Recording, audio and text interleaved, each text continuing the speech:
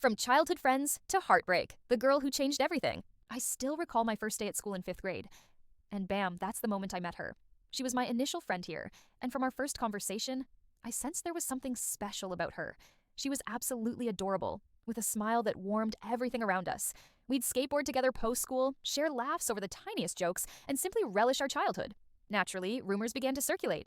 We both attempted to refute them for the next 2 years, but let's be real. Deep down, we both understood. We were into each other. Yet we were also that type of friends who teased one another over trivial things. I still remember the instance she outperformed me in science grades. Just once, haha. She couldn't quit bragging about it. That was the last time I was outscored. From then on, I held the top spot in science for the subsequent years. I'm not claiming I'm proud, but, well, I am. In 6th or 7th grade, our time together increased significantly. We hung out during recess, enjoyed games, and it felt like we were uncovering our shared interests.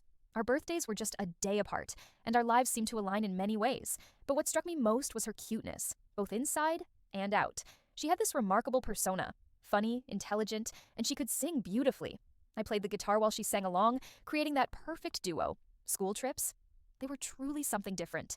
We'd just roam around hand in hand, unconcerned about the world, laughing at silly jokes, feeling like we existed in our unique universe. Those moments with her were everything I ever wanted. Then one day, I inquired what her dreams were for her future. She said she aspired to enter the healthcare field. I knew nothing about it. Yet I went home that night, cracked open my biology textbook, and read a few sections, hoping it might bring us closer. That's how I discovered my passion for biology. I guess I owe her for that. By 8th grade, everything just felt right. Others began to notice there was more than just friendship brewing between us. They began to mash our names together, crafting their little jokes, but we brushed them off. I didn't care how she appeared.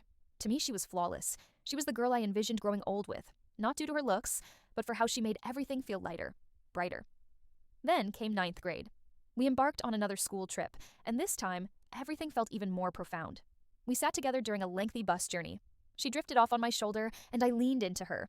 My best friend captured the moment in a snapshot, which remains one of my most cherished memories. We spent the entire day laughing, being playful, and simply being us. I gifted her a small bracelet, and it encapsulated one of those moments you wish could last forever. On December 31st, just before the New Year's celebration, I worked up the courage to ask her to be my girlfriend. She agreed, and I was floating on cloud 9. But here's the kicker. I was utterly clueless. I had no understanding of what being a boyfriend entailed. Thus, I did very little. We ended up parting ways a month later, and it stung. I had so many presents for her, yet never had the chance to give them to her. I just wished for a chance to make amends. The following year was tough.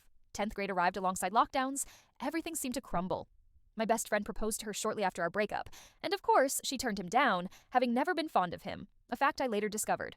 I was oblivious to the happenings behind closed doors, and it hurt. I had to distance myself from everything, isolate from everyone, just to keep her safe. I spent most of 10th grade in solitude, attempting to navigate what was unfolding in my life. When 11th grade rolled around, seeing her again after 2 years made my heart skip a beat. She was still the same radiant, adorable person I remembered, but I had changed. I was now focused on my own journey, my aspirations. I never understood why she opted for a different stream, and we merely brushed past each other like strangers. By 12th grade, I decided to send her a friend request on social media.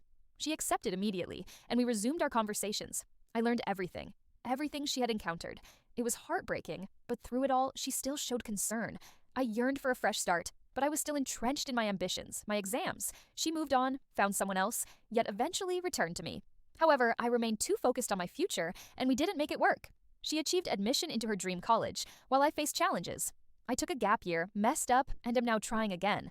And now, reflecting back, I see how much she has evolved. She's not the same girl I once knew, the one with the infectious laugh, the sparkle in her eyes, the girl who made everything feel brighter just by being present. But I'll always cherish those memories, and I'll forever think of her as the girl who was just so adorable in every conceivable way.